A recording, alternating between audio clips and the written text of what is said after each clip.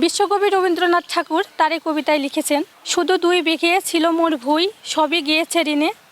বাবু বলিলেন, বুঝেছ উপেন, এ জমি লইব কিনে। তো এই জায়গাটা আমি যখন আসি, বেশ কয়েকবার এসেছি, আসলে আমার মনে হয় যে এই সেই জায়গা, যে হয়তো উপেন তার শেষ 2 বিঘা জমি বাঁচানোর জন্য কত কাকুতি মিনতি করেছিল। যার কারণে এখানে আসলে প্রতিটা কোনায় যদি দাঁড়াই, মানে বইয়ে যেভাবে লেখা আছে এইখানে রবি ঠাকুর বসতো, এইখানে পায়চারি করতো, বা এই আম গাছ থেকে ফল পেড়ে খেয়েছে, তখন দাঁড়াইলে ওইটা মনে হয়।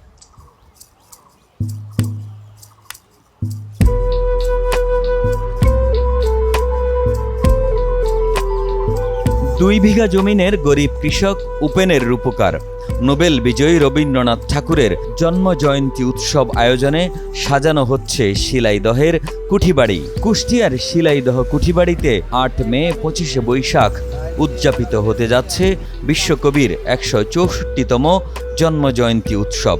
বৈশাখের বর্ণিল এই উৎসবকে সামনে রেখে কুঠিবাড়িতে চলছে শেষ মুহূর্তের প্রস্তুতি। পুরোদমে চলছে শিল্পীর রং তুলির ছোঁয়ায় কুঠিবাড়িকে নবরূপে সাজানোর কাজ।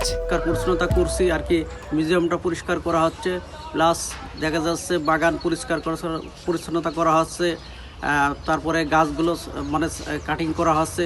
সব কিছু মিলে আর কি আমরা এখন ব্যস্ততার ভিতরে সময় কাটাচ্ছি। বিশ্বকবি রবীন্দ্রনাথ ঠাকুরের 164তম জন্মবার্ষিকী উপলক্ষে শোভাবর্ধনের কাজ চলছে, যাতে দূর দূরান্ত থেকে অনেক দর্শনার্থী আসবে, এটা দেখে উপভোগ করবে যে এটা সৌন্দর্য হয়েছে। সৌন্দর্য বৃদ্ধির জন্য আমরা এই শোভাবর্ধনের কাজ করছি।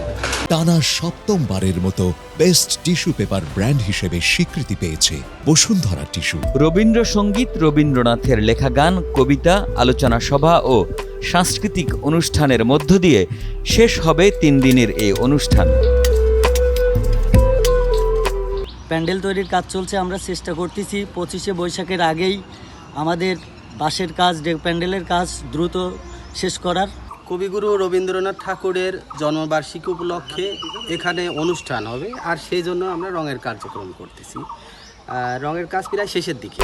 শিলাইদহ কুঠিবাড়ির কাস্টোডিয়ান জানান, জন্মজয়ন্তী উদযাপন ও নিরাপত্তা নিশ্চিত করতে সব ধরনের প্রস্তুতি রয়েছে।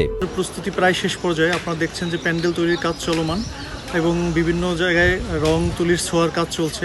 আশা করি আমরা নির্দিষ্ট সময়ের ভিতরে আমাদের প্রস্তুতি শেষ করতে পারবো। আপনারা জানেন, এখানে আগত দর্শনার্থীদের যাতে কোনো নিরাপত্তা ঘাটতি না ঘটে, এজন্য উপজেলা প্রশাসন এবং পুলিশ প্রশাসনের পক্ষ থেকে সর্বোচ্চ নিরাপত্তা ব্যবস্থা নেওয়া হয়েছে। এছাড়াও এখানে আগত দর্শনার্থীদের জন্য সুপেয় পানির ব্যবস্থা ও পর্যাপ্ত টয়লেটের ব্যবস্থা রাখা হয়েছে।